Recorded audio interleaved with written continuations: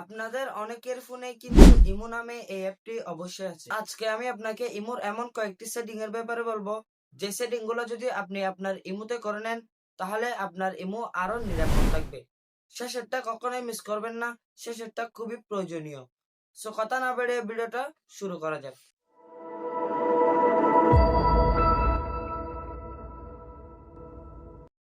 So সেটি করার জন্য প্রথমে আমরা আমাদের ইমোটা ওপেন করব।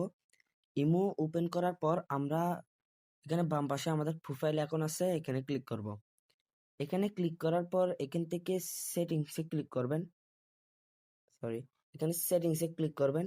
সেটিংসে ক্লিক করার পর এখানে নিচে একটা অপশন আছে, ম্যানেজ ডিভাইস। এই অপশনে ক্লিক করবেন। এখানে ক্লিক করার পর যদি আপনাদের ইমোটা কোনো ফোনে লগ ইন করা থাকে, তাহলে সেই ডিভাইসটা এখানে নিচে শো হবে।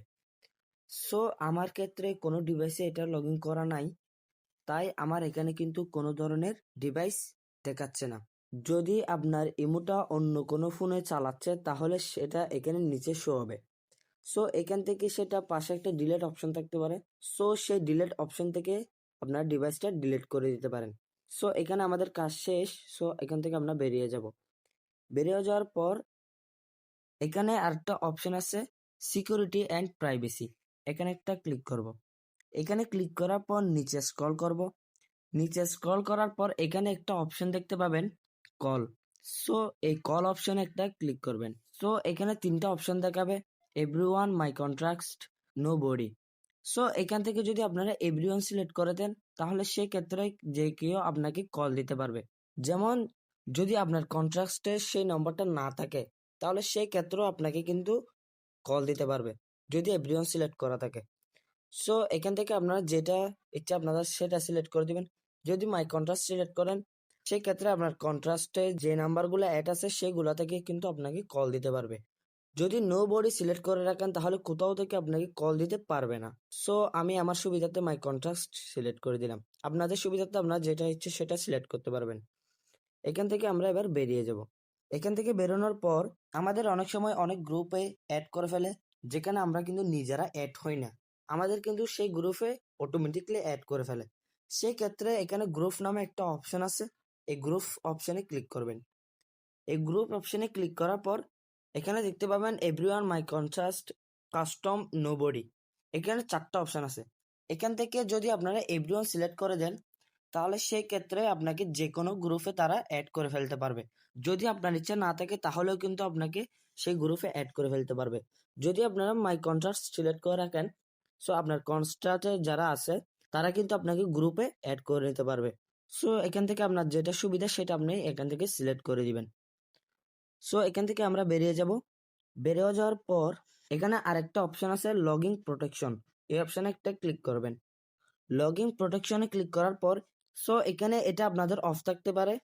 সো এখান থেকে এটা অন করে দিবেন।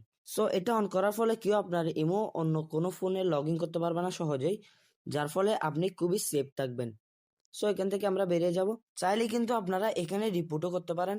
সো কিভাবে রিপোর্ট করবেন সেটা দেখিয়ে দিচ্ছি। প্রথমে আমরা এখান থেকে বেরিয়ে যাব।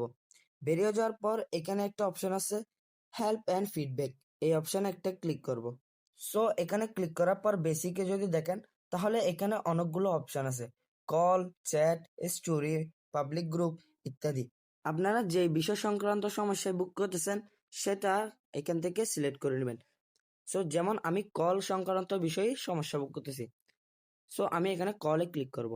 কলে ক্লিক করার পর এখানে কলের অনেকগুলো সমস্যা এখানে শো হবে। সো এখানে আপনি খুঁজে দেখবেন যে আপনার কোন সমস্যাটা হচ্ছে।